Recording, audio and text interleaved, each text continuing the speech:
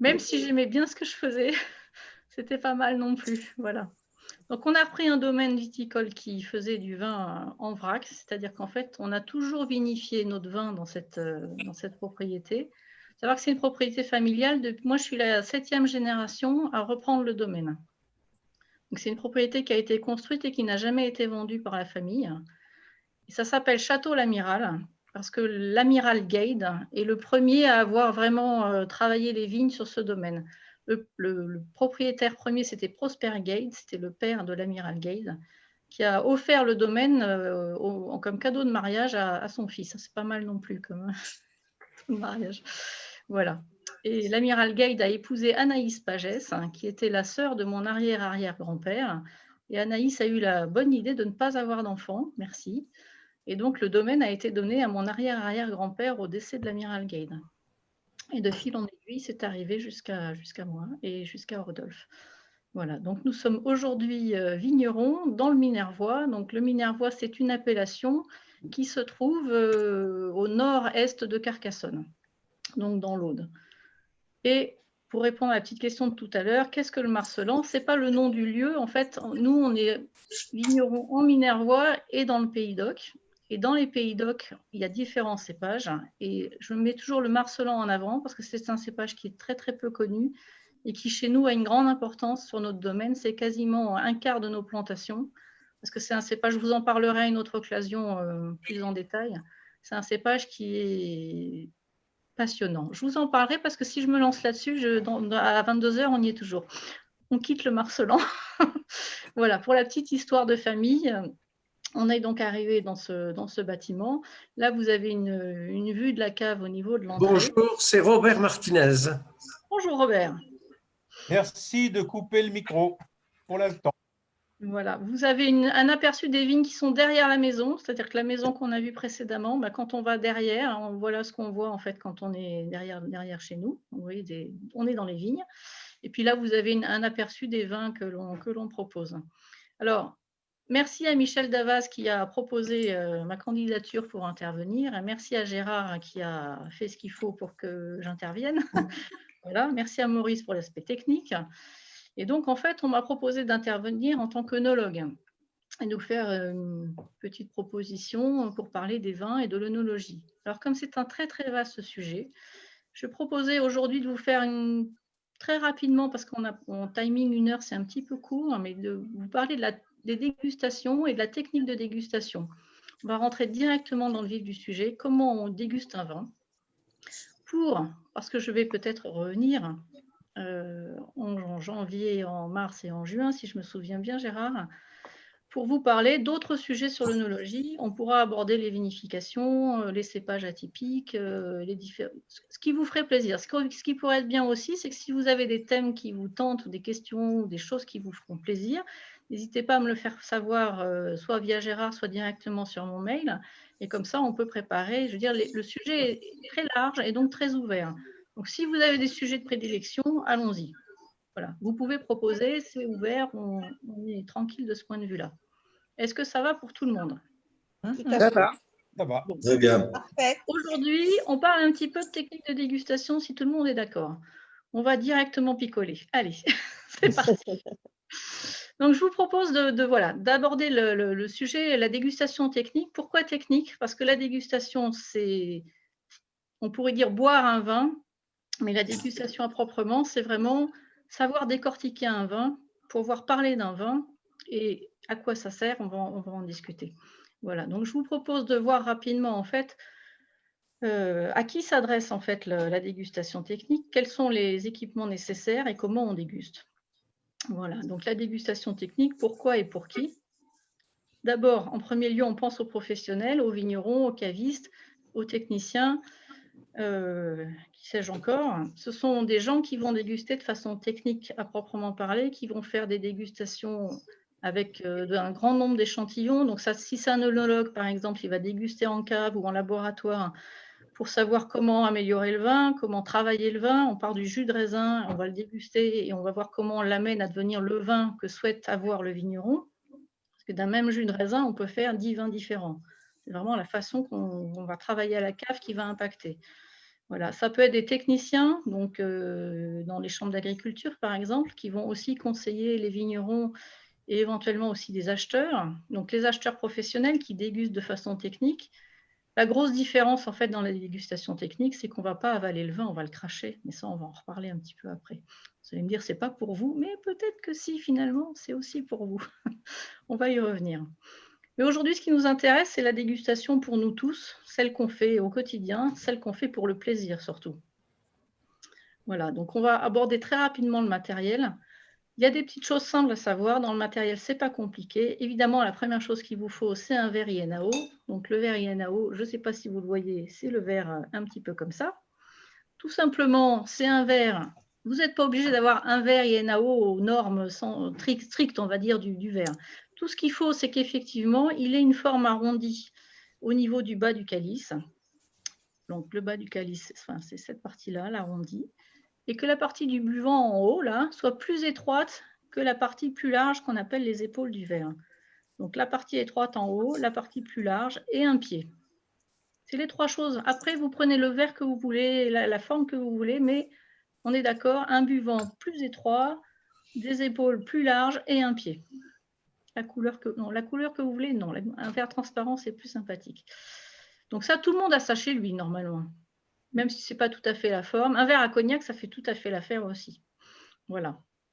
Alors, le verre INAO, ce qui est intéressant aussi, c'est d'avoir un crachoir ou un vide-verre. Alors là aussi, techniquement, il y a des très jolis crachoirs professionnels, mais une casserole, un bac, une bouteille ouverte, n'importe quoi, une bouteille en plastique coupé, ce que vous voulez, un mug peut servir de crachoir. Là-dessus, vous avez tous quelque chose qui vous permettra de travailler aussi les vins chez vous. Et puis, bien sûr, il nous faudra du vin. Donc, des échantillons, quand on est un dégustateur professionnel, on peut déguster jusqu'à 20, 40, 50 vins dans la même matinée. Donc, c'est vraiment un travail qui est technique. C'est pour ça qu'on a aussi le crachoir, parce que vous comprenez bien qu'au bout du 40e échantillon, même si on n'en prend qu'une demi-gorgée, on est un peu joyeux quand même.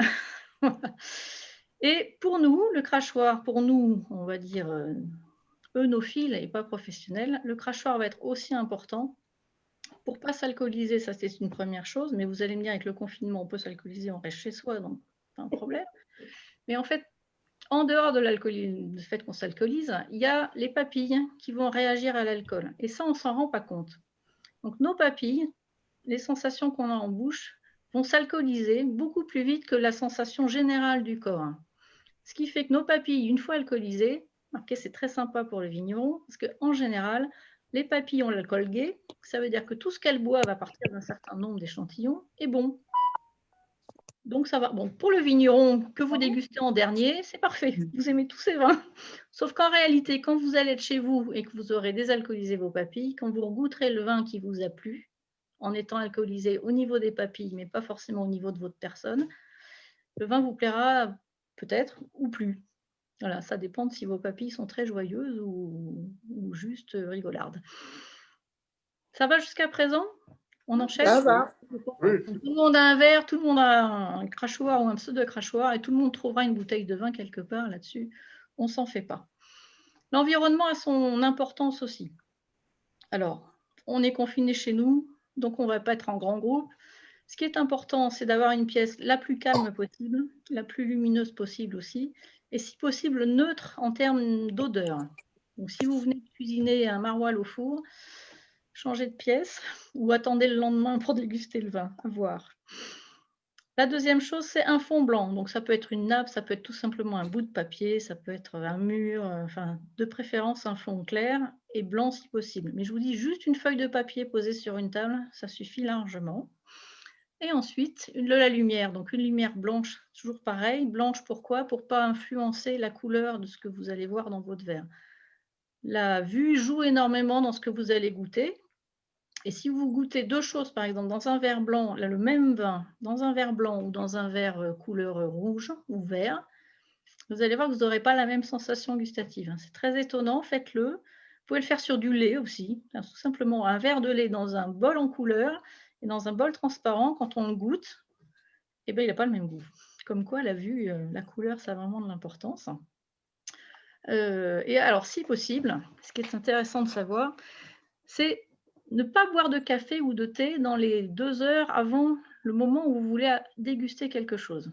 Voilà. Tout ce qui est papilles sont très impactés par la caféine ou la théine, donc à éviter. Et si vous êtes fumeur, alors paradoxalement, il vaut mieux fumer une cigarette avant de déguster. Pour ceux qui ne sont pas fumeurs, ne commencez pas, comme ça ce sera plus simple. Les papilles qui sont habituées à la cigarette ont besoin de la cigarette pour apprécier pleinement un vin ou un alcool.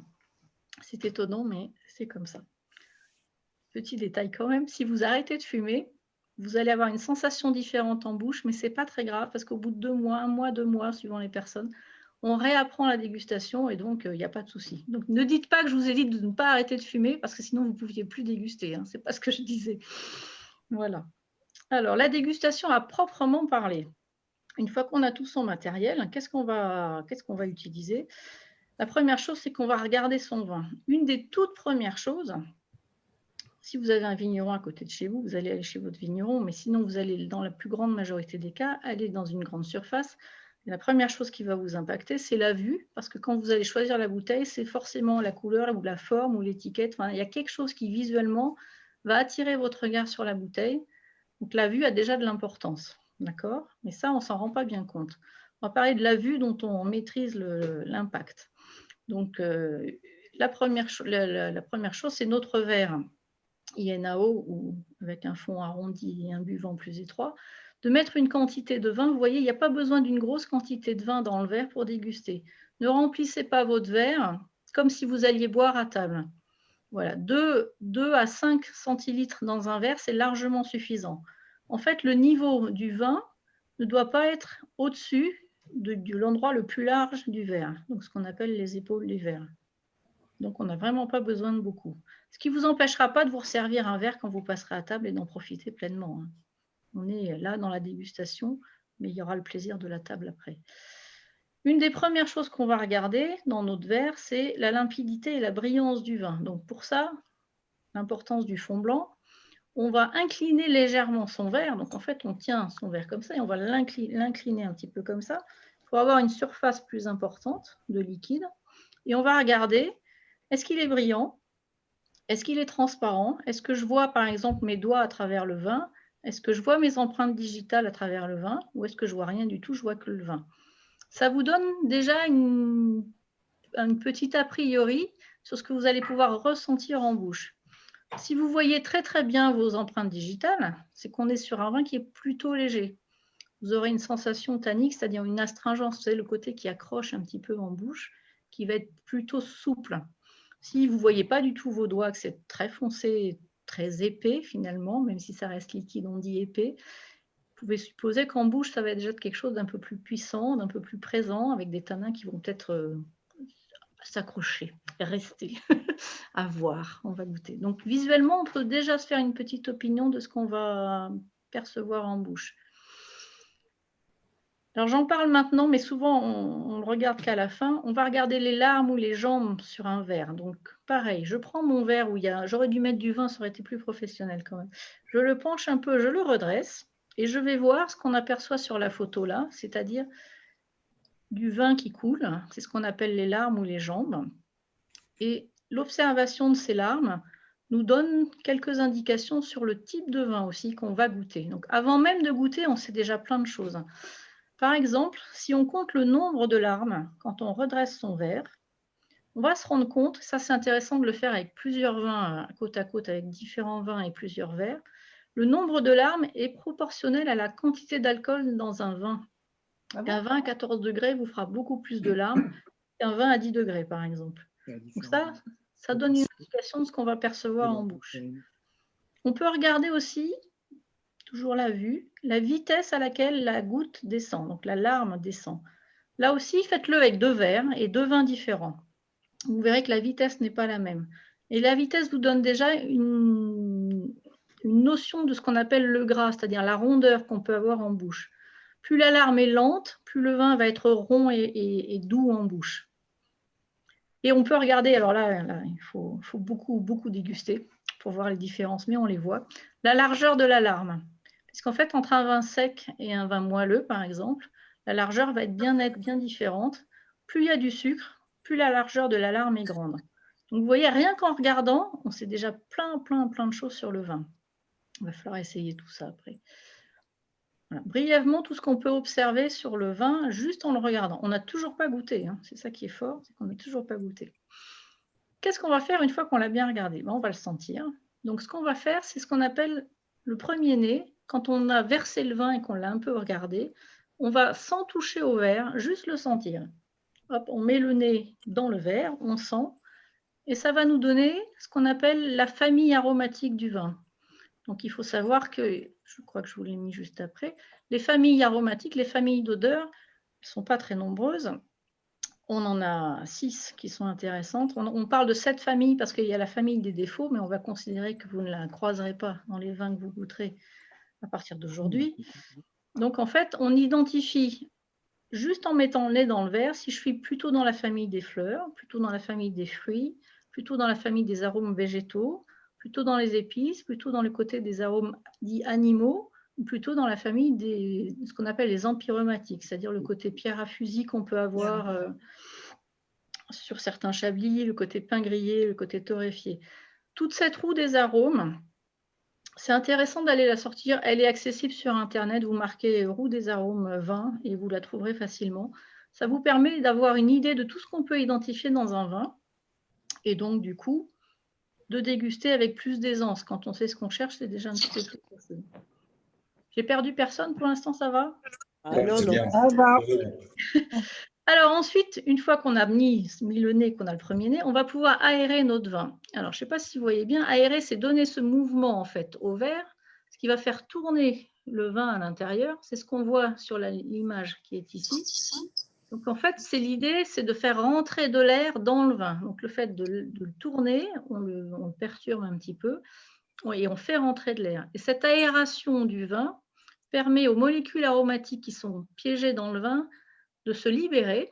Et comme vous avez le buvant qui est plus petit, cet espace-là forme un piège à odeur.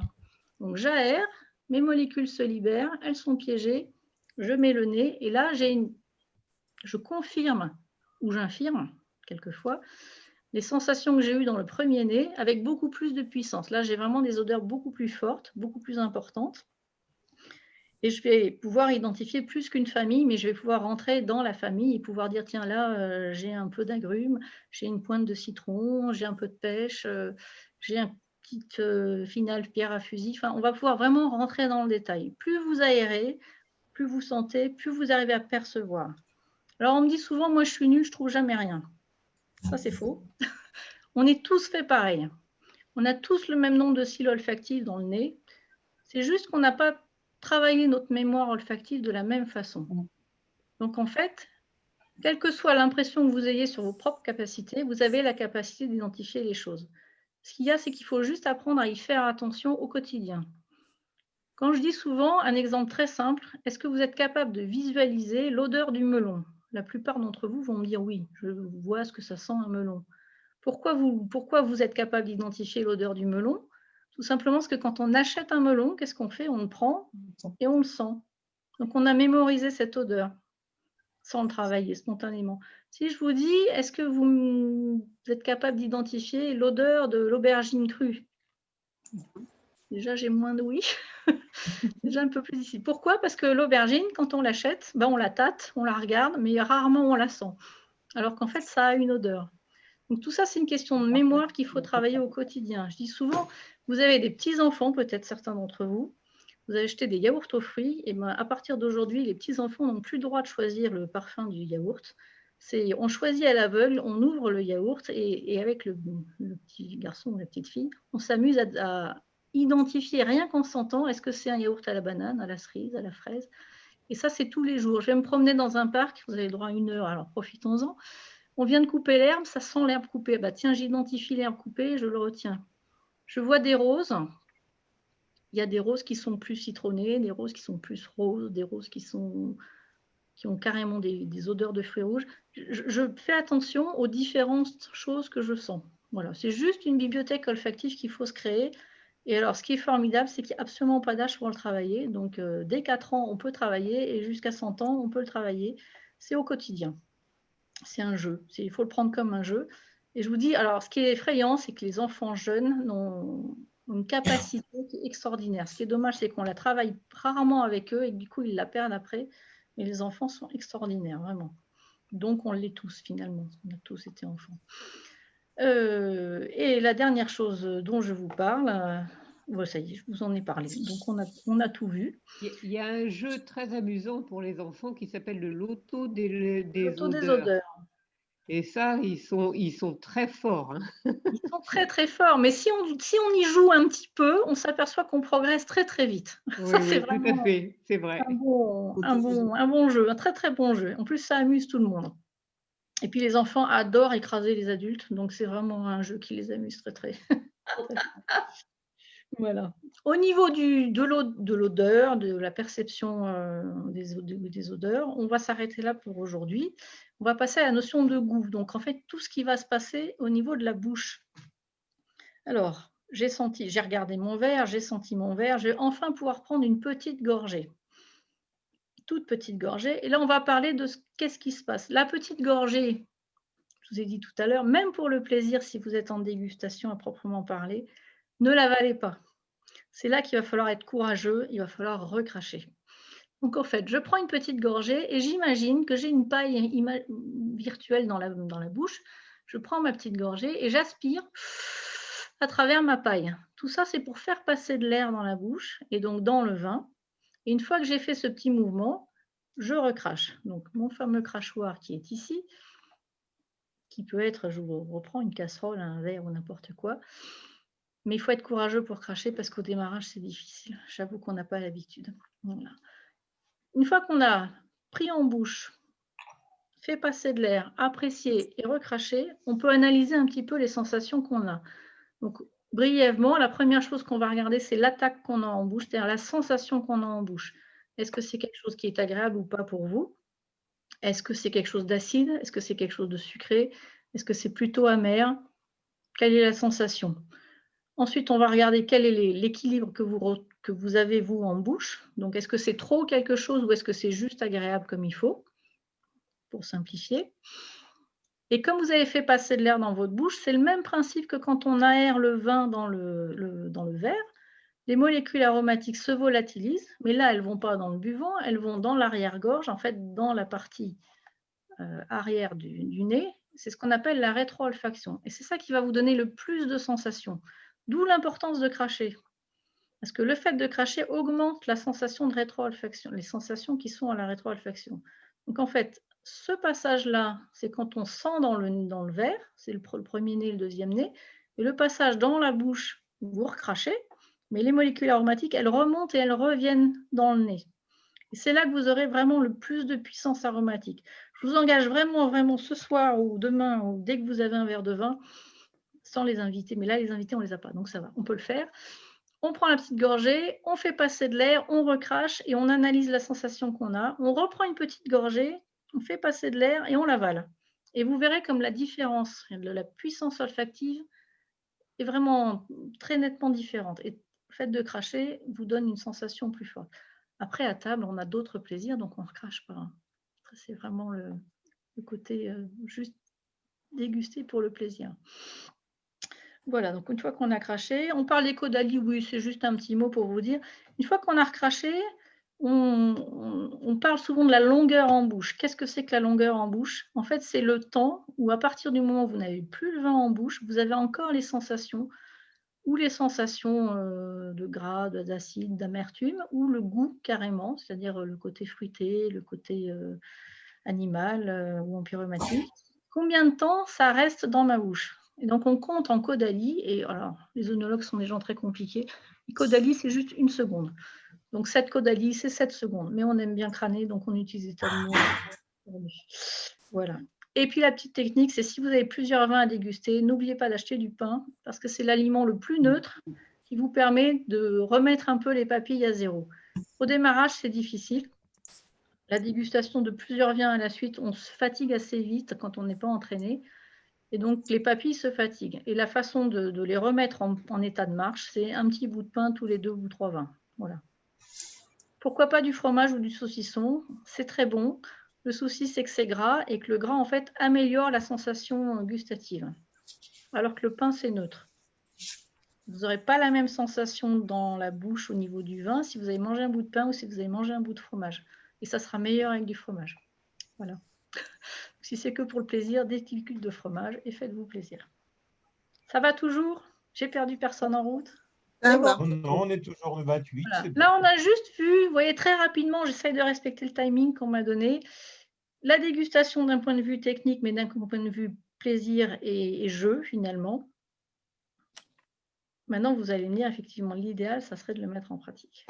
Juste une petite question. Une question de Rémoise. Est-ce que les règles sont les mêmes pour le champagne? On ne regarde pas tout à fait la même chose dans le champagne. Alors, en bouche, ce sont les mêmes règles, mais à la vue, il y en a les bulles en plus qui sont importantes. La qualité de la bulle a énormément d'importance, que ce soit dans le champagne ou dans les blanquettes. Et ça, c'est un aspect plus visuel. D'accord. Gustativement, il faut quand même tenir compte. Alors, du point de vue aromatique et sensation, c'est la même chose. Ce qu'il y a, c'est que dans le champagne, on a en plus la sensation de la bulle. C'est-à-dire que même en bouche, on peut parler de la taille des bulles, finalement, grosso modo, et des sensations qu'elles procurent. Mais du point de vue gustatif au niveau des arômes à proprement parler, c'est exactement la même technique. Ce qu'il y a, c'est que faire passer de l'air dans le vin quand c'est du champagne, alors il ne faut vraiment pas prendre une grosse gorgée, parce que ça dégaze, et du coup, ça devient désagréable. Il faut vraiment prendre une toute petite gorgée quand on est sur des vins à bulles, de façon plus large, des vins effervescents. Bon. Merci. Merci beaucoup. Je n'ai pas d'autres questions, mon Dieu. Non, non, c'était très bien. D'autres questions? Oui, moi je souhaiterais savoir si on peut distinguer un terroir ou un cépage à partir de ce que vous avez dit. Oui, on peut en s'entraînant, ça c'est sûr. On peut. Les sommeliers, les champions du monde, là, c'est des gens qui ont les mêmes capacités que vous et moi, sauf qu'ils ont un entraînement qui est beaucoup plus intensif et ils ont la même technique de dégustation. Et ils arrivent à identifier bien plus que ça, puisqu'ils peuvent identifier un terroir, un ou plusieurs cépages dans la même bouteille, voire pour certains et pour des millésimes particuliers, ils identifient l'année. Pas toutes les années, mais des millésimes exceptionnels. On a des millésimes exceptionnels dans le vin, et il y a quand même des choses qui sont marquantes du point de vue gustatif. Moi, je n'ai pas cette capacité-là, oui, j'en suis pas à ce niveau-là encore. Hein. J'y travaille, dur, j'en suis pas là. Et après, il y a, au niveau des cépages, c'est une des choses les plus faciles à acquérir, on va dire rapidement. Reconnaître les cépages, c'est vraiment un travail de base qu'on peut acquérir, vous et moi, assez rapidement. Voilà. Le tout, c'est d'avoir envie d'y jouer et de s'acheter quelques bouteilles de Pinot, quelques bouteilles de Gewürz, quelques bouteilles de Syrah et de s'entraîner à les déguster régulièrement. Et ça vient, c'est très surprenant parce que quand on y fait attention et quand on fait l'effort de déguster en se disant j'analyse ce que je ressens et j'essaye de mémoriser, ça vient très très très vite. Je suis toujours étonnée des progrès qu'on peut faire dès qu'on y fait attention. Une petite question? Oui, la bouteille ouverte, depuis combien de temps? Ah oui. Ça dépend comment vous la fermez. Alors, normalement, une bouteille ouverte, on la boit avec des amis, on la finit dans la soirée. Ça, c'est quand même la meilleure bouteille qu'on puisse avoir à table. Hein. Mais est-ce qu'il faut l'ouvrir avant? Ce n'est pas toujours le cas. Alors, si vous la fermez avec son bouchon d'origine, c'est plutôt 2 ou 3 jours suivant l'âge du vin. Plus il est jeune, plus il supportera d'avoir eu de l'oxygène. En fait, l'ennemi du vin, c'est l'oxygène. Donc, quand la bouteille est fermée, il n'y a pas de problème, elle est à l'abri de l'oxygène. À partir du moment où vous l'ouvrez, le danger pour le vin, c'est l'introduction d'oxygène dans la bouteille. Donc, si vous ouvrez une bouteille et que vous la refermez avec son bouchon, avec un bouchon en verre ou son bouchon en liège, mais il y a de l'air dans la bouteille, il va se maintenir 2 ou 3 jours sans s'abîmer. Il est jeune. Si c'est un très vieux vin, déjà le lendemain, il va être différent. Voilà. Mais on a aujourd'hui des bouchons, ce qu'on appelle des bouchons vides d'air. Donc, c'est des bouchons qu'on trouve un peu partout. Chez Casa, c'est l'endroit le moins cher où on les trouve, mais on les trouve dans plein d'autres magasins. C'est des petits bouchons en plastique sur lesquels on appose une pompe quand on referme. On pompe, on retire l'air. Ah oui. Et ça permet de garder les vins. Alors, jeunes, hein, j'insiste sur le mot jeune parce que les vins vieux, c'est quand même très particulier. On peut garder jusqu'à 8 jours sans difficulté. Donc, ça change vraiment la donne. L'investissement vaut le coup, hein. C'est quelque chose qui vaut 9-10 € pour 3 bouchons et une pompe. C'est vraiment un investissement. Si vous aimez le vin, ne vous en privez pas parce que ça rallonge vraiment la durée de vie. Voilà. Et en ce moment où on ne voit pas trop les copains, c'est pas mal. La question était, est-ce qu'on doit ouvrir la bouteille avant? Alors, c'est toujours mieux. Moi, je suis une partisane on ouvre la bouteille le repas avant le repas où vous allez la boire. Si c'est pour le soir, vous l'ouvrez à midi.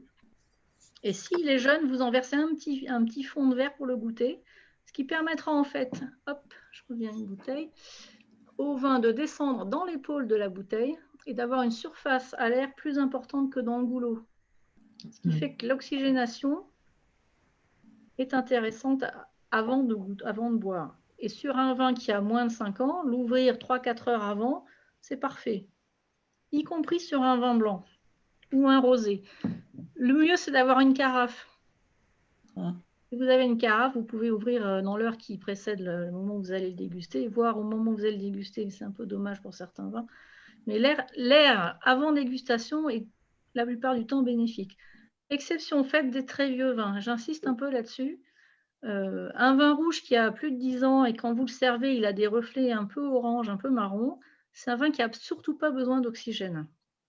Donc, si on le carafe, c'est juste pour le servir et pour enlever le dépôt qu'on a à l'intérieur. Il vaut mieux le faire une demi-heure avant de servir, en versant tout doucement dans la carafe. Il faut que ça coule le long de la carafe et surtout pas que ça bouillonne dans la carafe. C'est vraiment pour enlever le dépôt qu'on a dans les bouteilles anciennes. Mais si c'est un vin jeune, vous ouvrez votre bouteille, vous la renversez littéralement et ça coule à grand goulot. Et cette oxygénation un peu forcée va lui faire beaucoup de bien.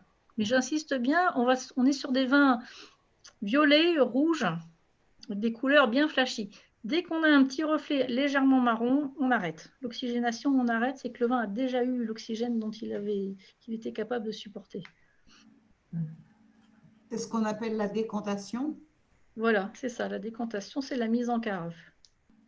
Alors, je voulais poser une question sur la différence entre vin blanc, vin rouge, par rapport à la famille, cette famille-là. oui.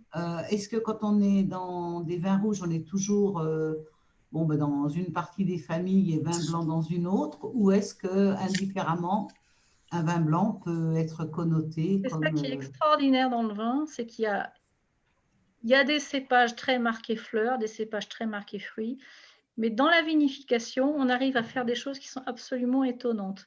C'est-à-dire qu'en fait, on ne peut pas dire les fruits, c'est que les raisins noirs et les fleurs, c'est que les raisins blancs. On aimerait parce que ça nous simplifierait vraiment les dégustations. Mais en réalité, on se rend compte. Et en particulier, il y a un jeu qui est sympa à faire. C'est quand vous avez des verres noirs, de déguster dans des verres noirs, des vins. Ça, c'est un truc à faire en une soirée. Vous investissez dans 6 verres noirs et vous prenez un blanc, un rosé et un vin rouge. Et vous faites goûter aux copains les 3 verres en même temps à la suite, l'un de l'autre. Et le jeu, c'est juste d'identifier la couleur. Vous voyez, on n'en est pas identifié le cépage ou l'année, juste la couleur. Vous verrez comme c'est surprenant, quand on a perdu la vue au niveau de la dégustation, et ben, ce n'est pas si évident que ça de reconnaître un vin blanc d'un vin rouge ou d'un vin rosé. C'est même très trompeur. Ça, c'est vraiment un petit jeu qui est amusant.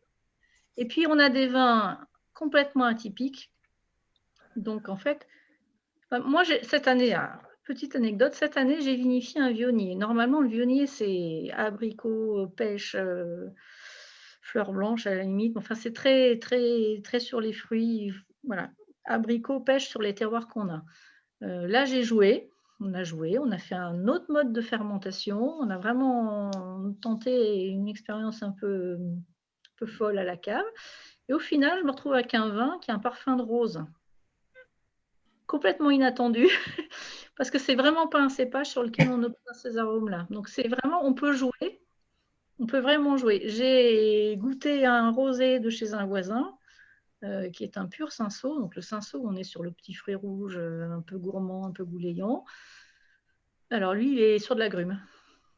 Vraiment. D'où il sort ce parfum, j'en sais rien. Enfin, si maintenant je sais, mais c'est complètement inattendu. C'est pas un cépage qui nous fait de l'agrume normalement. Donc en fait, il n'y a pas une règle définie. Il y a des tendances. Oui, chaque cépage a une tendance bien marquée sur le type de profil aromatique qu'il peut avoir. Mais après, vous avez le terroir qui impacte énormément. Vous avez le climat parce que suivant qu'il ait fait chaud ou pas la nuit, l'humidité qu'on a pu avoir en août, par exemple, impacte aussi énormément sur la qualité aromatique et sur le type d'arômes qui vont sortir. Et puis, vous avez le choix du vigneron. Ne serait-ce que d'utiliser des levures. Soit on est sur des levures indigènes et là, vous n'êtes pas maître de ce que vous allez sortir, soit vous achetez des levures qui sont sélectionnées pour orienter la vinification vers un type d'arôme. Et le fameux Beaujolais goût banane, qu'on ne trouve plus maintenant, mais qui a été très, très à la mode à un moment donné, c'est pas le grenache qui a goût de banane, c'est bien les levures qu'on a mis dans la vinification qui ont orienté les molécules vers le goût de banane. Donc, en fait, il y a des tendances pour les cépages, mais en réalité, on peut obtenir des choses complètement atypiques, vraiment. Donc, il n'y a pas une règle sûre. Ce n'est pas parce que vous sentez, qu'est-ce que je pourrais vous dire? C'est pas parce que vous sentez de l'agrume qu'il y a du sauvignon. C'est pas aussi simple que ça. Bien que souvent, dans l'agrume que vous apercevez, c'est qu'il y a quand même du sauvignon. Mais pas toujours. Est-ce que je suis assez claire? Une question encore sur le cépage. Vous avez parlé du marcellan, hein, je crois, c'est le cépage que vous utilisez. Il s'apparente auquel cépage plus connu? Alors, le marcellan, en fait, c'est un... Que je ne me trompe pas sur les mots. C'est un croisement entre une maman grenache et un papa cabernet sauvignon. Voilà, et ça a fait un cépage qu'on appelle le marcellan. L'idée, en fait, c'est un cépage qui a été créé post-phylloxéra pour planter dans le midi de la France. Le souci, c'est que quand il est sorti, il faut se remettre dans le contexte historique. À ce moment-là, dans le midi de la France, il fallait qu'une vigne elle fasse au moins 130 hecto-hectares. Au moins 130 hecto-hectares. C'était le minimum requis pour garder une vigne. Or, le marcellan, quand il a été sorti, créé par l'INRA, il a été planté. Il a tout de suite été arraché en fait par les vignerons parce qu'il fait au mieux, les bonnes années, 60 hecto-hectares. Donc, on était très, très loin de l'objectif qui était recherché à ce moment-là. En plus, c'est un cépage qui fait un raisin. Alors, c'est un raisin qui est très joli, il est bleu.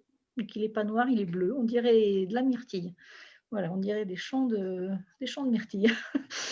Et ça fait un raisin qui est tout petit, avec un gros pépin. Donc, il y a une peau épaisse, pas beaucoup de jus, et des gros pépins qui sont assez tanniques. Donc, en plus, c'est un raisin qui est compliqué à vinifier à la cave. Il y a des cépages qui sont plus ou moins faciles à la cave. Là, c'est un cépage qui est techniquement difficile à la cave. L'avantage quand même, et c'est pour ça que je pense que c'est un cépage d'avenir. Moi, j'y crois très fortement. Ça fait 10 ans que j'investis sur le marcellan parce que je l'aime beaucoup. Et je crois aussi que c'est un cépage d'avenir parce que c'est une vigne qui est facile à la culture. Elle résiste particulièrement bien à l'oïdium de façon naturelle et relativement peu sensible au mildiou. Donc ça, c'est les deux grandes maladies qui sont les maladies cryptogamiques de la vigne, pour laquelle on met du soufre, du cuivre dans les cuves, dans les vignes ou d'autres traitements. Et ce marcellan est naturellement résistant. Alors, je ne dis pas qu'il est à 0 traitement, il faut 1 ou 2 ou 3 traitements dans l'année, mais c'est un cépage qui n'a pas besoin qu'on le soigne beaucoup pour qu'il aille bien. Mais par contre, à la cave, voilà, il ne produit pas beaucoup et à la cave, il est difficile. Et est-ce qu'il faut une taille courte, hein? Alors, ça dépend de votre terroir, ça. Dans l'ensemble, il faut se rendre compte qu'un pied de vigne, je schématise un peu, mais on n'est pas très loin de la réalité. Un pied de vigne, il a une capacité, on va dire, pour donner 100 molécules aromatiques et 200 molécules de sucre. Alors, soit vous répartissez ces 100 molécules aromatiques et ces 200 molécules de sucre sur 20 grappes de raisin, soit sur 5 grappes de raisin, puisqu'en fait, la taille que vous choisissez va influencer la quantité de vendanges que vous allez récolter. Plus vous laissez d'yeux, c'est-à-dire plus vous laissez de bourgeons, qu'on appelle des yeux en viticulture, plus vous aurez des raisins. Puisqu'en fait, chaque bourgeon, chaque œil peut donner, en règle générale, 2 grappes de raisin. Donc, si vous laissez 10 yeux sur votre souche, vous aurez a priori 20 grappes de raisin. Si vous laissez 3 yeux sur votre souche, vous aurez que 6 grappes de raisin. Donc, on joue vraiment sur la taille pour avoir une quantité de récolte. Mais la plante en elle-même, elle est quand même limitée dans sa capacité à donner les bonnes choses au raisin. Donc, soit on dilue la quantité de matière sur 20 grappes, soit on concentre la quantité de matière sur 4 ou 5 grappes. Et après, on n'a pas le même vin. C'est ça qu'il faut... Je ne sais pas si je réponds à la question. Donc, la taille, en tout cas en Minervois, par exemple, on a 6 yeux autorisés. Donc, ce n'est pas grand-chose. Et on est contrôlé au niveau de la taille. C'est-à-dire que j'ai un contrôleur qui passe de façon aléatoire dans les vignes, qui prend 2 rangées de vignes et qui compte les yeux sur 20 ou 30 pieds dans chaque rang. Et s'il n'arrive pas à 6 yeux, ben on est déclassé. Donc on perd l'appellation minervois pour la parcelle. Mais vous avez des endroits où des terres très riches et beaucoup d'eau, parce que ça aussi c'est important pour une vigne, où on peut laisser une grosse quantité de raisin. Toujours pareil, c'est quel est le choix du produit qu'on fait au final. On ne fait pas du raisin pour faire du raisin, on fait du raisin pour faire un vin. Et ça, c'est au vigneron de déterminer quel type de raisin, quel type de vin il a envie de faire. Et ça, le type de vin, on le décide déjà à la plantation. C'est-à-dire qu'est-ce qu'on plante, où on plante, à quelle densité on plante, et puis ensuite tous les ans à la taille, et ensuite au mode cultural, et ensuite à la cave, et ainsi de suite. Vous pouvez dire un mot sur ce qu'on appelle la cheptélisation? Ah, c'est interdit chez moi. J'en parle pas, c'est interdit chez moi. Alors, la cheptélisation, c'est autorisé dans certaines régions. Et en fait, la cheptélisation, c'est tout simplement d'ajouter du sucre dans le mou de raisin, dans le jus de raisin. Alors, ou du sucre, ça c'est la vraie cheptélisation, ou du mou concentré, c'est-à-dire du sucre extrait de jus de raisin. Alors, la cheptélisation est autorisée dans certaines régions, en particulier, enfin, on va dire dans les régions au nord de la France où il y a moins de soleil, et n'est pas autorisée dans le sud parce que dans le sud on a beaucoup de soleil et la quantité de sucre monte naturellement. Je schématise parce que c'est de moins en moins vrai. C'est-à-dire qu'aujourd'hui dans le sud, dans le nord, pardon, on a facilement des vins qui peuvent monter à 13-14 degrés comme dans le sud. Donc en fait, si on y réfléchissait, la chaptélisation devrait être interdite en France parce qu'on n'a plus de terroir qui nécessite vraiment ce type de raisin, de pratique. Ceci dit, il y a quand même des années où, par exemple, en Alsace, on est obligé de vendanger un peu trop tôt par rapport à la maturité du raisin, et de pouvoir chaptaliser, ça permet d'avoir un équilibre sur le vin final qu'on n'aurait pas eu si on n'avait pas pu chaptaliser. C'est-à-dire qu'on aurait eu une acidité qui serait beaucoup trop forte, et donc un vin qui ne serait pas agréable. Donc c'est une bonne chose, mais il faut l'utiliser. Il ne faut pas utiliser la chaptalisation pour augmenter le volume de vin final, mais juste pour améliorer l'équilibre gustatif du vin. Ça, à chaque vigneron de gérer sa façon de voir. Bénédicte du Marcelin comme d'un cépage d'avenir. Est-ce que vous commencez à sentir déjà les évolutions climatiques sur le vin et la taille la culture de la vigne? Alors, il y a une chose qui est sûre, c'est que l'évolution, on la sent. En tout cas, quand je regarde les carnets de mon grand-père sur les dates de vendange, on ne vendange plus du tout au même moment. Mais en parallèle, on ne fait plus le même vin non plus. Alors, il y a 2 choses qui rentrent en ligne de compte. Une évolution climatique que moi j'observe à mon échelle, c'est que je n'ai plus du tout la pluie qu'avait mon grand-père. Ça, c'est certain. Quand je regarde ces cahiers, le fameux orage du 14 juillet et du 15 août, il l'avait quasiment tous les ans. Moi, depuis que j'ai repris, je l'ai eu une année. Donc, j'ai repris en 2008, fin 2008, donc ça fait 12 ans. En 12 ans, j'ai eu qu'une année les orages d'été. J'ai eu 11 ans de sécheresse l'été. Donc, il y a quand même une différence puisque, alors à l'époque de papa, ça alternait. Il avait un orage ou les deux ou pas, mais ça alternait d'une année sur l'autre. Ça, c'est quelque chose alors que dans les cahiers de grand-père, les orages, les 2 orages, il les avait quasiment tous les ans sans problème. Et ça, c'est les orages qu'on attend, nous, vignerons, puisque c'est ceux qui font que la maturité va être optimum pour le raisin. C'est le petit coup de pouce dont le raisin a besoin. Donc ça, on le voit. Une différence que je remarque aussi toujours à mon échelle, c'est qu'avant, on n'avait pas de... En tout cas, de ce que je peux lire et de ce que je peux discuter avec les anciens du village, on n'a jamais eu de perte de raisin par des coups de chaleur. Alors que là, maintenant, on a quasiment tous les ans de la perte de raisin par des coups de chaleur. C'est-à-dire qu'en fait, pendant 2 jours ou 3 jours, 4 jours, la température dépasse 40 degrés. Et ça, la vigne, elle a un petit peu de mal. Donc, quand elle a un coup de chaud comme ça, et ben, elle reprend sur ses raisins pour reprendre pour sa survie à elle, en fait. Donc, elle sacrifie une partie de ses raisins pour sa propre survie. Et donc, ça, c'est quelque chose qu'on n'observait pas et que ça, on observe de plus en plus. Et un autre point, alors moi, je ne l'observe pas sur mes parcelles, mais c'est un sujet dont on parle beaucoup au niveau de la Chambre d'agriculture dans l'Aude, dans tout le Midi. c'est la perte de souches, c'est-à-dire des souches qui meurent de sécheresse, de soif. Alors que la vigne est increvable, que la vigne a des racines qui font 7-8 mètres de profondeur, donc qui sont vraiment à l'abri de la chaleur. On observe quand même des vignes qui meurent de sécheresse, pas parce qu'elles ont eu chaud une année, mais c'est parce qu'elles cumulent des années successives de grosse chaleur et que finalement elles en pâtissent, elles ne se remettent pas en forme en hiver ou au printemps suivant, et finalement elles finissent par mourir après 7 à 8 ans d'agonie. La vigne, ça s'arrose? Alors, ça serait génial. L'irrigation de la vigne est autorisée à titre dérogatoire dans les appellations. Donc, dans tout ce qui est vin de France ou vin de pays, c'est autorisé. Mais par contre, dans les AOC, c'est autorisé à titre dérogatoire. Ça veut dire que sur demande de l'appellation, ce n'est pas le vigneron qui décide, c'est l'appellation qui décide cette année. Le stress hydrique est important, on autorise l'utilisation de l'irrigation. Donc ça, c'est la partie législative, on va dire. La partie réelle, c'est qu'il faut avoir, pour irriguer, il faut avoir accès à l'eau. Par exemple, dans l'Aude, vous avez Minervois-la-Livinière qui a l'irrigation parce qu'ils ont BRL, donc il y a une structure qui amène l'eau jusqu'à cette zone-là. Nous, on est dans ce qu'on appelle le désert de l'Aude. Donc, Aigues-Vives, on est en plein milieu. On n'a pas d'eau, c'est-à-dire qu'on ne peut pas stocker les eaux de pluie d'hiver. On pourrait faire des retenues collinaires, mais on ne nous autorise pas à le faire. Et on n'a pas de système pour irriguer. On ne peut pas pomper dans le canal du Midi, on ne peut pas pomper dans l'Aude, on ne peut pas retenir l'eau de l'hiver, et tout ce qui est structure comme BRL n'accepte pas de venir aussi loin porter l'eau dans des tuyaux. Donc en fait, on a des zones où ça serait intéressant d'irriguer, mais on n'a pas accès à l'eau, donc on n'irrigue pas. La deuxième chose, c'est... Alors là, je vais... Cri du cœur de Bénédicte.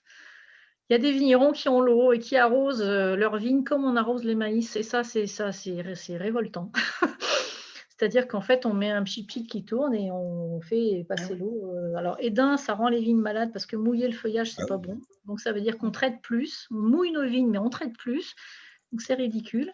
Et en plus, quand on arrose comme ça les vignes, il n'arrive que 30% d'eau à la plante. C'est-à-dire que 70% de l'eau est perdue avant même qu'elle touche le sol. Donc, voilà. Donc, irriguons la vigne, oui, pour ceux qui ont l'eau, tant mieux pour eux. Et irriguons au goutte à goutte, c'est-à-dire on met un tuyau au pied des vignes et la goutte tombe au pied de la vigne et on ne perd pas de l'eau comme ça inutilement. Voilà, donc c'est autorisé. L'idée de l'irrigation dans une vigne, ce n'est pas pareil. Ce n'est pas d'augmenter le volume de raisin final, c'est bien d'éviter le stress hydrique et d'arriver à une maturité optimum, c'est-à-dire que le raisin soit équilibré au moment où on le cueille. C'est vraiment pas pour augmenter la quantité de jus dans le vin. Bénédicte. Et les vieilles vignes, du vin de vieille vigne. Oui. Qu'est-ce que vous en pensez? Moi, j'adore ça. Je suis très vieille vigne. Qu'est-ce C'est pas rentable. Alors, du point de vue économique, les très vieilles vignes, c'est des vignes qui ont plus de 50 ans. Alors, la vieille vigne, c'est plus de 50 ans. Hein. En tout cas, chez nous, c'est comme ça qu'on considère une vieille vigne. Et c'est souvent économiquement pas viable, tout simplement parce que ça fait moins de raisins, qui manquent beaucoup de pieds, et que c'est souvent des vignes qui ne sont pas mécanisables. Donc, c'est vendange à la main obligatoire, c'est la taille, c'est à la main, mais il y a plein de choses qu'on ne pourra pas passer en tracteur.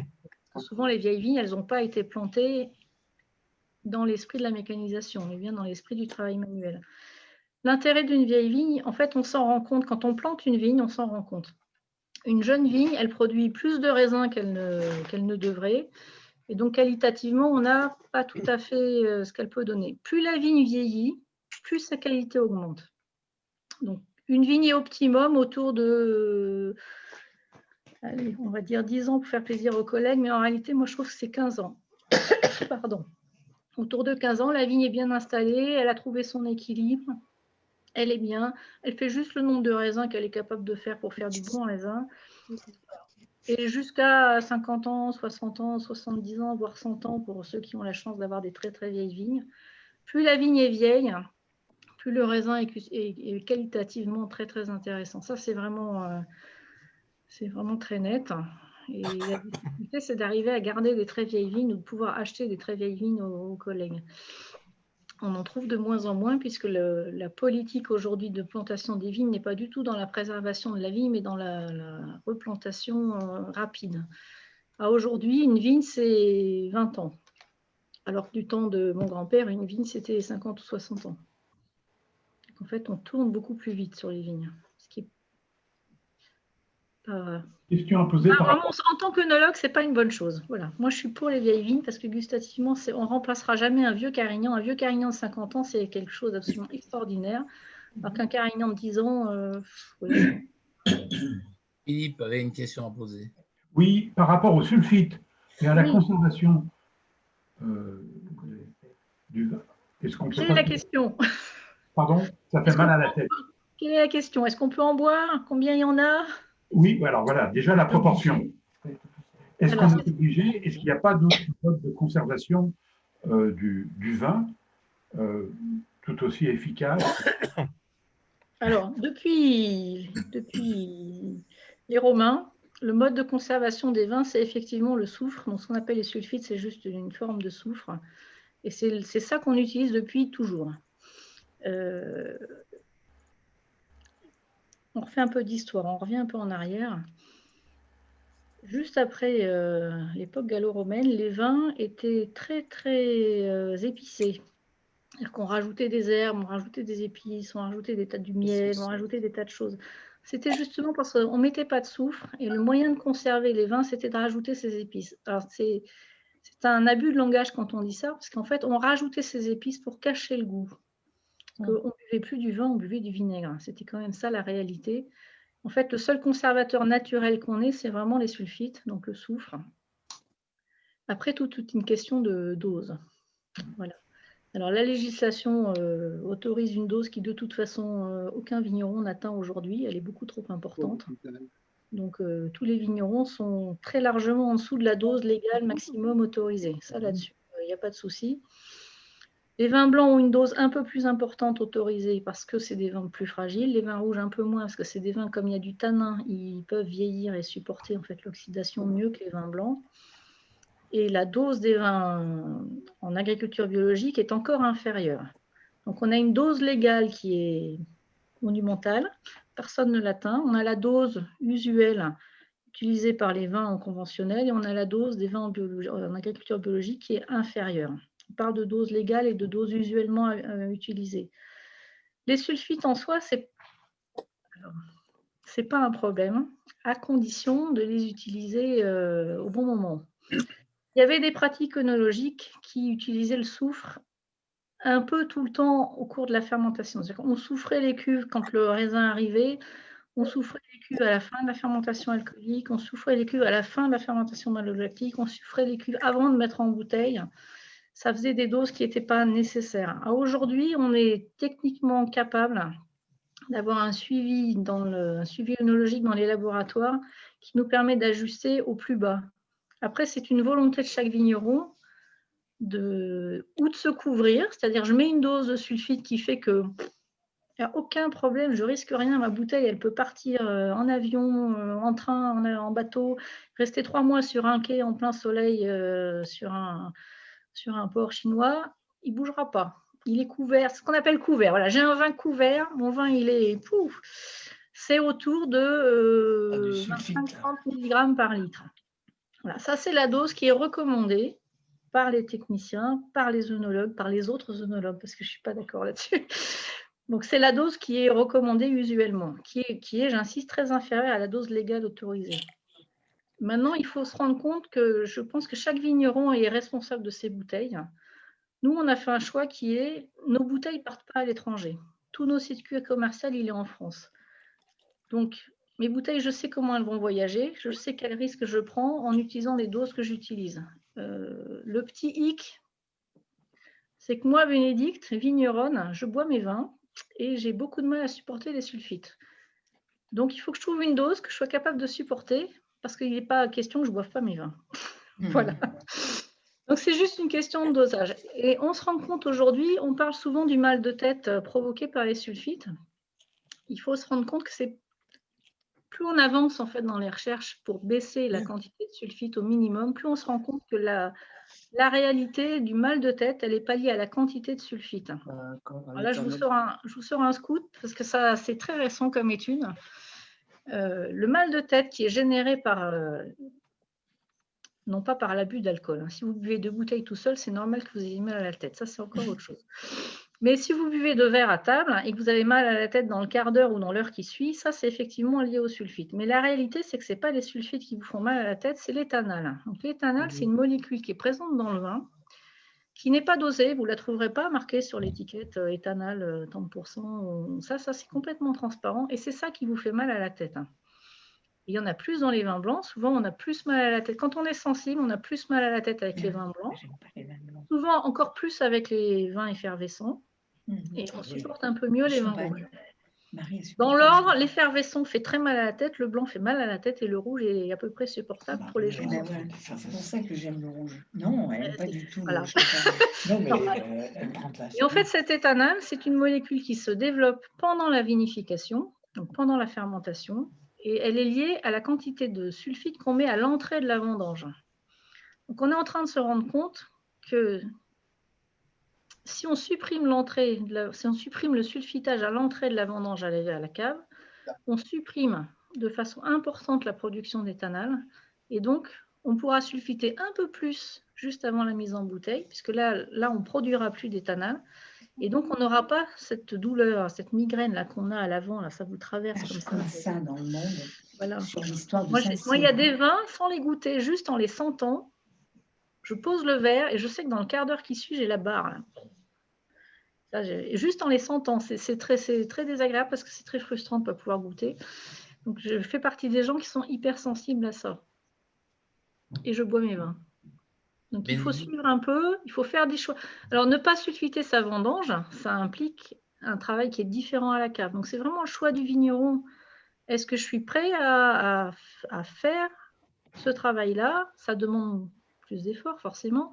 Voilà. Est-ce que je suis prêt à faire ces efforts pour ne pas sulfiter mes vins et ne sulfiter mes vins que le plus tard possible? Plus je sulfite tard, plus je vais sulfiter mon vin.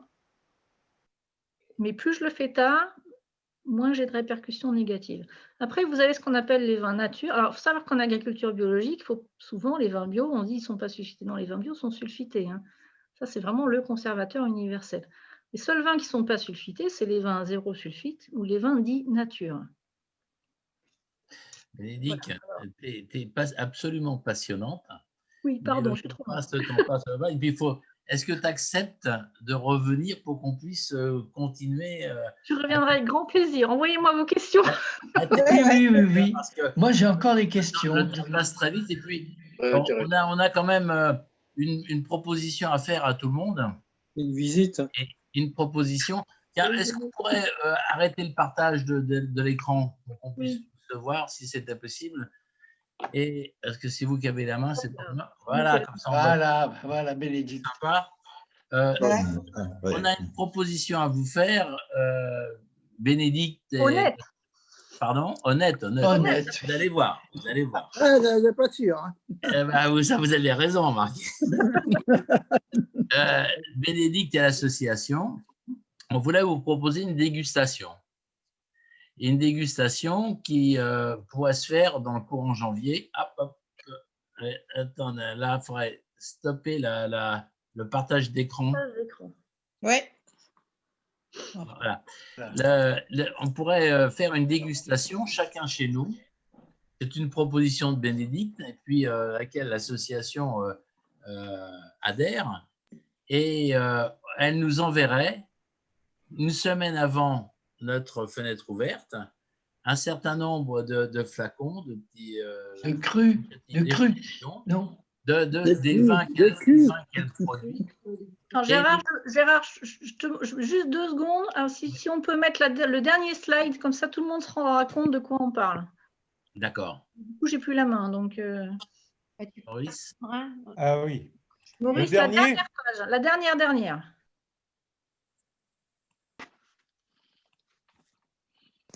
Oh, ça, c'était la première. Voilà, la dernière. Voilà. Ah, c'est beau. L'idée, c'est de que Bénédicte envoie à ceux qui le veulent des petits flacons que vous voyez là, et que toute la dégustation, tout ce qu'elle nous a dit aujourd'hui, nous puissions le mettre ensemble en pratique chez nous à travers la fenêtre ouverte. Donc, c'est une expérience que pour débuter l'année qui sera intéressant et qui nous permettrait aussi de comprendre vraiment tout ce qu'elle a pu nous dire aujourd'hui, entre la façon de procéder, la façon de goûter, la façon de sentir, etc. Donc ça, on vous le propose si vous le souhaitiez, et on vous le proposerait. Alors bien sûr, ça a quand même un coût, et ce coût, Bénédicte, dans le cadre d'un accord qu'on met en place entre nous, entre l'association et elle, fait un gros effort sur ce coût, et l'association ferait aussi un gros effort sur ce coût, de manière à ce que ça ne vous revienne pas très cher, et ça vous reviendrait à 12 €, très exactement, 12 € pour recevoir chez vous ces flacons et faire cette expérience ensemble. Alors pour ça, il faudra vous inscrire, parce qu'il faudra être au clair qui est là, qui a le vin. Les gens devront recevoir le vin 8 jours avant, et bien entendu nous envoyer les 12 € auparavant, et nous bien sûr nous faisons avec Bénédicte, nous payons l'ensemble de la prestation. Et on vous expliquera très exactement comment ça se passe. Voilà, ouais. Vas-y, explique René. Oui, alors donc, si vous voulez,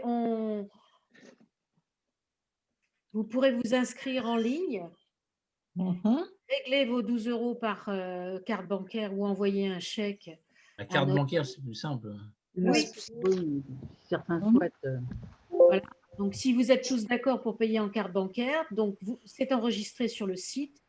Et puis ensuite, eh bien, vous recevrez une confirmation de votre inscription. Et le jour J, vous accéderez donc à cet atelier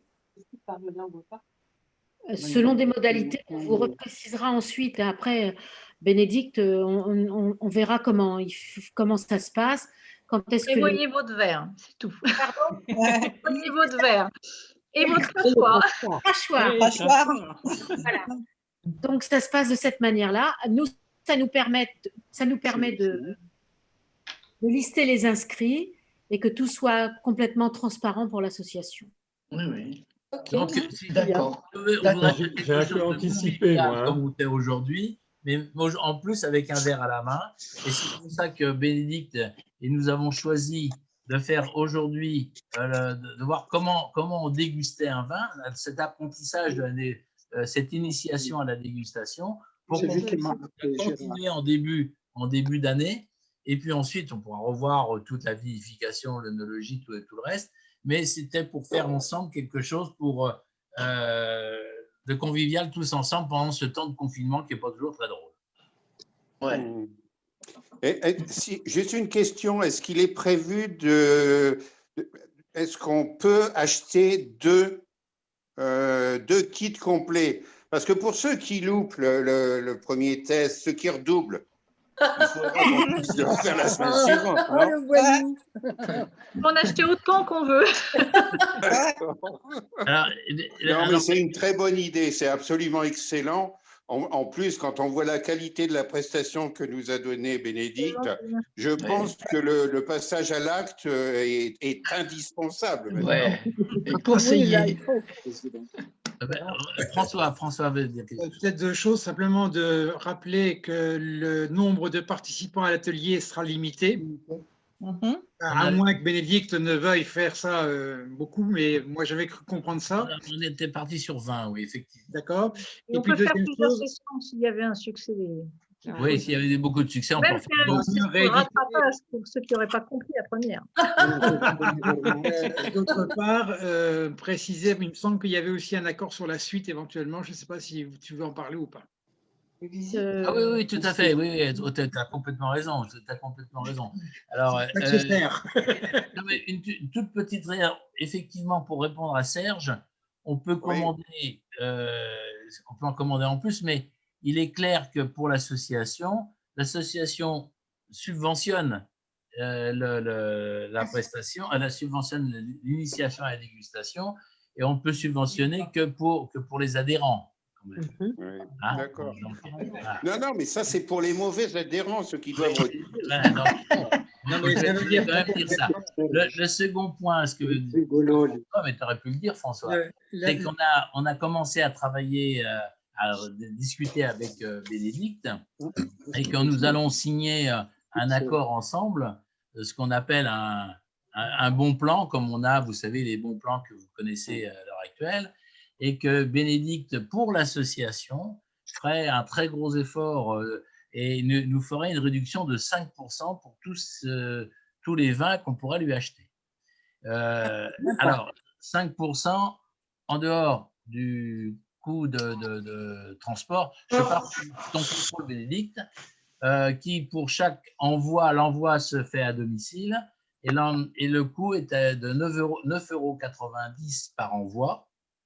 Mais on peut bien sûr se grouper, et il est gratuit à partir de 300 €. C'est-à-dire que si on se regroupe à quelques-uns dans une région, on peut aussi avoir une réduction intéressante.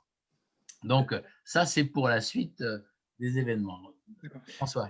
Dernier point, si tu me permets, Gérard, par rapport à l'histoire des commandes de 2 kits. Moi, il n'y a aucun problème, et c'est bien ce qu'on a prévu. L'association subventionne le kit du participant à l'atelier, ça c'est clair, mais s'il y a commande d'un deuxième kit, il est à prix coûtant, si je puis dire. Oui, voilà. Au prix fort. C'était une blague, hein, François. C'était une blague. Ça pourrait se présenter. Moi, j'en connais qui seraient capables. Je vois René, vous êtes 2 derrière l'écran. Le kit permet de déguster à 2, ce que dit Santini. Mais les deux là sont adhérents. D'accord. Ah bah alors. Les 2 sont adhérents. Vous viendrez 2 fois. Le goûteur en chef, c'est lui. Donc moi, je veux m'aligner, tu vois. D'accord. Est-ce que tu feras dans les futurs quelque chose qui m'intéresse moi beaucoup, quelque chose de spécifique sur les cépages? On peut. À la demande. Franchement, je suis ouverte à toute proposition. Alors moi, je serais intéressée par un travail, enfin un atelier, enfin un regroupement pour travailler les cépages. Alors, on va juste se limiter aux cépages français. Ah, les cépages français, oui. Voilà. Sinon, il nous faut plusieurs soirées. C'est ça. Une petite question simplement. Est-ce que sur le site, puisque j'ai vu qu'il y avait un site, il y a votre adresse? Il y a tout ce qu'il faut. Oui. À Carcassonne. Donc, je me disais qu'à l'occasion… On peut faire un détour. Alors, la seule chose, c'est si vous passez un jour près de Carcassonne, vous pouvez venir le soir, la journée, le week-end, ça m'est égal. Le chose, c'est appelez-moi, ou la veille, c'est idéal, ou au moins 1 heure avant d'arriver devant la porte. Parce que, mais on peut venir nombreux. On peut venir nombreux. Avec les franciliens, on va louer un bus. On appelle 1 heure avant, on arrive à 40. C'est bon. Moi, ça me va. Y a pas de... Non, c'est juste qu'on n'a pas de salariés. Donc, en fait, on fait tout. Et ça m'est arrivé des fois des gens qui arrivent, qui disent on est devant le portail. Ben oui, mais moi je suis à une vigne qui est très loin, vous en avez pour 1 heure avant que j'arrive. Donc c'est juste, je reviens toujours. De toute façon, je suis ravie quand quelqu'un vient me voir au domaine. Et je vous dis, je travaille tout le temps, donc vous venez quand vous voulez. Le week-end, les vacances, le soir, le matin, le dimanche, ça ne me gêne pas. Mais c'est quand même mieux de m'avoir téléphoné avant, parce qu'au moins je suis physiquement dans la grille quand vous arrivez. C'est un peu plus agréable pour vous, je pense. Voilà. Très bien. Eh bien, merci. Merci. Merci beaucoup et félicitations. C'était très intéressant. Bravo. Sur le site, on va le mettre très rapidement. Et puis, inscrivez-vous pour ceux que ça intéresse, parce que je trouve que pour 12 €, ça vaut le coup qu'on fasse une petite rencontre conviviale comme ça. Et ça se passera le 18 janvier. D'accord. Donc, on mettra la fève dans notre pain. C'est un lundi, donc marquez bien ça. Voilà. De toute façon, vous allez mettre en ligne les demandes d'inscription. Je crois qu'on peut t'applaudir très fort parce que… Oui, merci. Formidable. Alors, je précise à ceux qui n'ont pas tout entendu ou qui auront oublié que toute la séance a été enregistrée et que vous pourrez voir la vidéo demain ou à partir de demain ou après-demain sur le site. Merci. Et merci à tous d'avoir été aussi nombreux. Bonne soirée. Au revoir. Au revoir. Merci encore. Bonjour à Rodolphe. Bonne soirée. Beaucoup, Allez, au Marie. revoir. Au revoir à tous. Merci beaucoup. Merci. Il y a Liliane qui essaie de parler, mais il n'y a pas le micro. Yann, ton micro. Ton micro est coupé, Liliane. Micro. Est-ce qu'elle est, Liliane? Je ne la vois pas. Ton micro est coupé, Liliane. Voilà.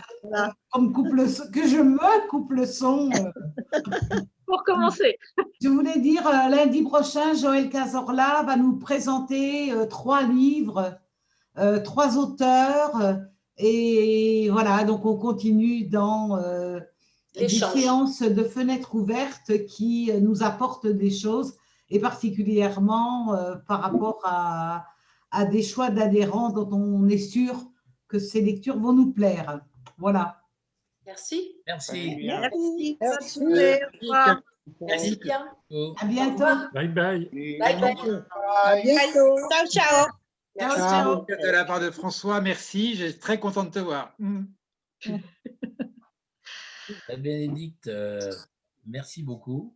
Avec plaisir, Gérard. C'était très sympathique. Une bonne équipe. Très, très, très intéressant. Moi, ça m'a passionné. Ben oui. Et je pense qu'il va y avoir… les autres séances sont pareilles. Puis j'espère que ça va mordre pour le 18 et qu'on va être… Je pense que Excusez du monde. Mais pas de souci, hein, si on est trop nombreux, on fera plusieurs sessions. Oui, non, c'est ce que je disais. Je pense qu'il va falloir peut-être prévoir effectivement éventuellement une deuxième session s'il y a trop de monde, parce qu'on va vite être à 20. Hein. Ouais. En dégustation, il faut qu'on puisse échanger un peu plus. Donc, effectivement, c'est pour ça qu'il faut un… Bénédicte, une petite question. La durée de la séance pour la dégustation, 1 heure, c'est suffisant ou il faudra prévoir plus? Un peu court, en fait, parce qu'il y aura beaucoup de questions. J'ai cru comprendre, on m'a donné l'information dans l'après-midi, dans la matinée, je ne sais plus très bien, que 2 heures, et je pense qu'on ne pourra pas faire 2 heures en fenêtre ouverte, ça me paraît un peu compliqué, ou alors il faudra qu'on avance vraiment l'horaire. Non, mais en fait, là, moi, je peux rester 3 heures, il n'y a pas de souci. Oui, non, mais… La vraie difficulté, c'est que là, c'était plutôt magistral. Donc, j'ai essayé de faire un timing assez serré et il y a quand même beaucoup de questions. Mais en dégustation, il y a énormément de questions. Oui, non, mais justement… Même en poussant un peu, en allant un petit peu plus vite, on va déborder. Donc, effectivement, peut-être… C'est pour ça, Bénédicte, que je me permets de poser la question. Qu'est-ce qu'il faut qu'on prévoit? Parce que peut-être qu'il faut qu'on ajuste l'horaire de manière un peu exceptionnelle. On va ajuster. Je sais que vous êtes limité à 1 heure habituellement, mais c'est un peu… Si les gens aiment la prestation, s'ils se sentent bien dans la dégustation, c'est un peu frustrant 1 heure. C'est vrai qu'il vaudrait mieux commencer plus tôt pour finir à 1 heure à peu près correcte pour les repas. Pour avoir fait d'autres dégustations d'autres lieux, je sais que ça prend du temps. Si on peut démarrer, je ne sais pas, à 5h30 ou… Voilà, c'est ça, on va essayer de réfléchir. Je voulais être précis avec Gérard. On va déjà voir combien on est. Oui, attendons de voir. Hein. Là, il y a l'enthousiasme, mais après l'enthousiasme, il faut voir comment ça va. Lors des premières fenêtres ouvertes, on commençait à 17h. On est en période où il fait nuit très tôt, donc on peut très bien commencer à 17h. Hein, si on avait changé, c'est parce que certains nous avaient demandé que… Non, mais là, c'est exceptionnel, puisque ça mérite au moins 2 heures. Oui, c'est ça.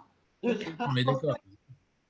En tout cas, moi, vous me donnez l'heure qui vous va et j'y serai. Hein. Non, mais on en reparle, on réfléchit. Oui, il faut recaler les choses, il n'y a pas de souci. On recadrera les choses tranquillement. D'accord. Eh bien, merci beaucoup à tous. Bonne soirée. Bonsoir. À bientôt, Bénédicte. À bientôt. Au revoir. Bonjour, au revoir. Merci. J'étais caché. Salut, Serge. À bientôt. Et j'aurais une proposition à vous faire après. Il faudrait peut-être qu'on trouve un producteur de foie gras